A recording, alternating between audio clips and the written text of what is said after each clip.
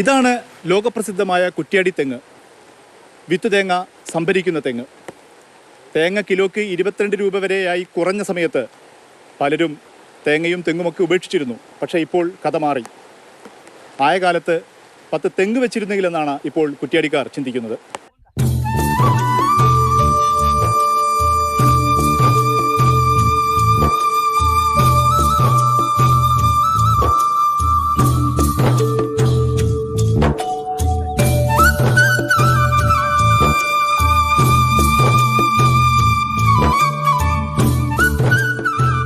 കിലോക്ക് 22 രൂപ വിലയുണ്ടായിരുന്ന തേങ്ങയ്ക്ക് ഇന്ന് വില 75.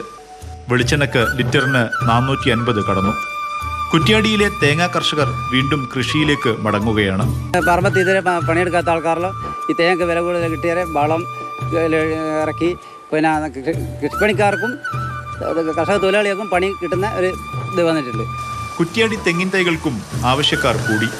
കൊടുക്കാൻ തൈകൾ ഇല്ലാതായി. നമ്മുടെ അടുത്ത് 1-ാം വർഷ തെങ്ങിൻ തൈ കംപ്ലീറ്റ് തീർന്നു. മെയ് മാസത്തിൽ തന്നെ തീർന്നു പോയി. ഇപ്പോൾ 2-ാം വർഷ തെങ്ങിൻ തൈയാണ് നമ്മുടെ അടുത്ത് ഒരു 3000 തൈ ഉണ്ടായിരുന്നു. ഇനിയിപ്പോൾ ഒരു 700 തൈയേ ബാക്കിയുള്ളൂ. ബാക്കിയെല്ലാം വിറ്റ് തീർന്നു.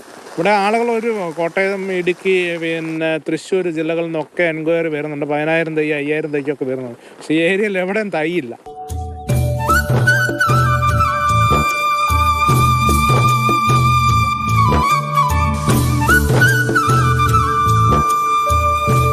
തേങ്ങയ്ക്ക് വില കൂടിയപ്പോൾ പുതിയ ഭീഷണിയെത്തി.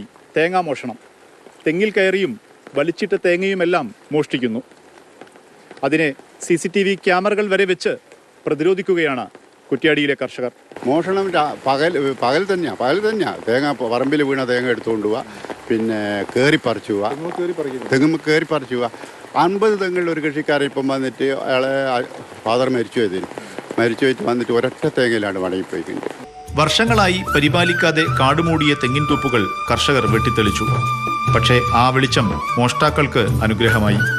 സർവകക്ഷി യോഗം ചേർന്ന് തേങ്ങ സംരക്ഷണത്തിന് ഒരുങ്ങുകയാണ് കുറ്റ്യാടിയിലെ കർഷകർ.